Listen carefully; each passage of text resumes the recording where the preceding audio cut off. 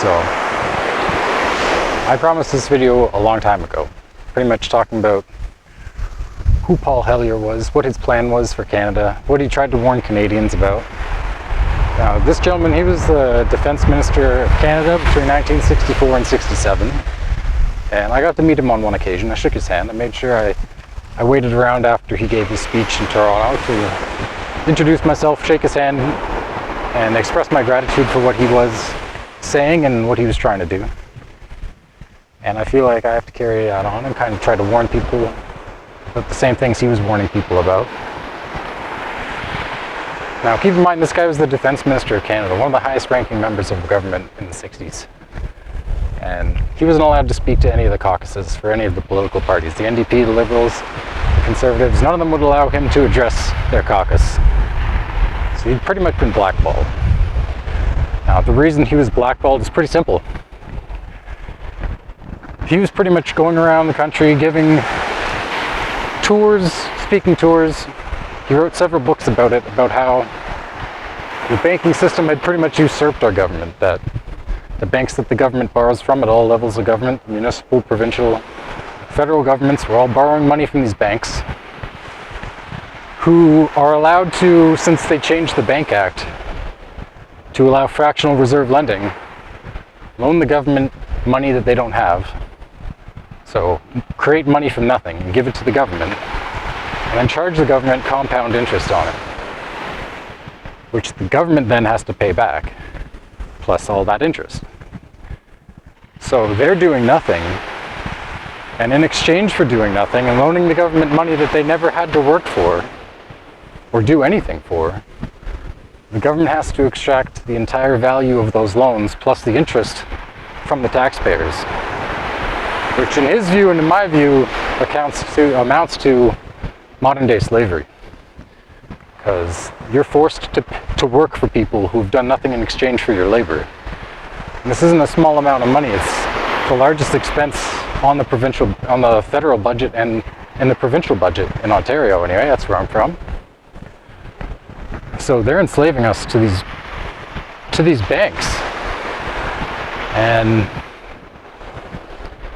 he didn't really mince words. He pretty much called it out. He called out the families that control these banks. He calls out the dates, the names, the times that all these things transpired. And I highly recommend any of his books. They're all very informative. His most recent book, I'll put that on screen. It's a really good read. It's kind of the antidote to the Great Reset.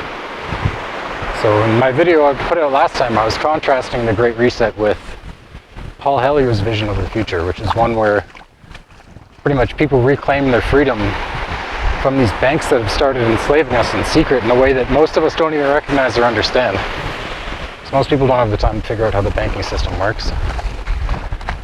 And those that do, pretty much we get slandered as being conspiracy theorists, just because we actually understand how banking works, and specifically how central banking works, how governments pretty much enslave their people to their banker friends, and they all run off with our money. And the result of that is something we all see right now, is inflation happens. It's all this money that gets created out of nothing. It's not real, it's a fugazi, it's meant to just fuck you. Now, there's people who are trying to say they're going to fix this, like Pierre in Canada, the new Conservative Party leader. This guy's full of shit. He keeps talking about money printing. It's not money printing. They ain't printing this money. Sure, maybe they're printing a small amount of it, maybe, but really most of it's borrowing. It's not printing. And they're borrowing it from banks that create it from nothing, which is total bullshit. Absolute bullshit. And he's kind of disguising borrowing as printing. There's a big difference between printing money into existence and borrowing it or loaning it into existence. I used to volunteer with CUMBR, the Committee on Monetary and Economic Reform. Now, we tried to sue the Government of Canada to reinstate the Bank of Canada to its original mandate so that they could get interest-free money from the Bank of Canada. Instead of borrowing it with compound interest applied from banks that created from nothing. Now, it was pretty obvious to me. I tried to warn Cummer that this was not going to work. The courts were just going to throw it out. I mean, I was probably the youngest guy there. Nobody really took me seriously or listened to me. But I said, like, look, we need a public relations campaign. Like, the public needs to know that this lawsuit is happening. Otherwise, the courts will just dismiss it, throw it to the curb. Like, oh well, no one's going to make a fuss about this. Like, we'll just completely throw it into the garbage can, even though it was a constitutionally valid lawsuit. Like, it was written into the Canadian Constitution that we shouldn't do this. The guy in Canada's $50 bill fought tooth and nail against the type of banking system that Canada adopted in the 70s. And this was all done by Justin Trudeau's father. Pierre Elliott Trudeau changed the Bank Act in '73 to allow fractional reserve lending. And lo and behold, his son is now Prime Minister. His drama teacher, snowboard instructor son, who isn't qualified at all to be Prime Minister of the country.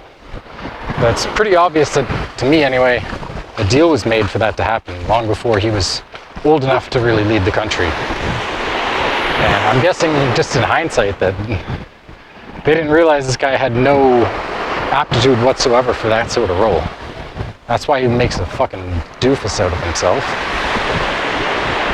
And that's why nobody likes him, because he's a clown. He's a spoiled rich kid who was promised a job before he was old enough to walk, thanks to his daddy. But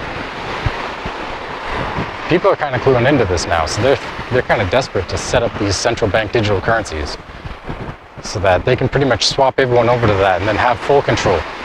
You try to speak up, you'll be like one of those truckers in Canada. They'll just shut your bank account down. That's what we're moving towards. Instead of a race against time between people figuring that out and those things being implemented. Because once that's implemented, your only backup is privacy coins. So if you don't have private crypto or gold or silver, you won't be able to transact unless the government authorizes you to perform whatever transaction that is. So I really want to just say, look up who Paul Hellyer is. You can say I'm just some crypto guy who doesn't really matter. Nobody really knows who the fuck I am. What the fuck do I have to say? But this guy was the defense minister of our country. He named names. He told you the specific families. You can go and watch his videos where he was speaking. I mean, may he rest in peace. He's dead now. But this guy was a legend while he lived. He tried to tell Canadians exactly what was happening. And it's for that reason nobody knows who he even is. The voices that you need to listen to are the ones they silence the most. They don't even mention him. I mean, he died and our media hardly even, like, nobody in the mainstream media mentioned it when he died. Everyone else, they'd have like, oh, the news articles and glorifying how he was so great. No mention of him whatsoever. So, those are the type of people you should be looking into. That's really what it is.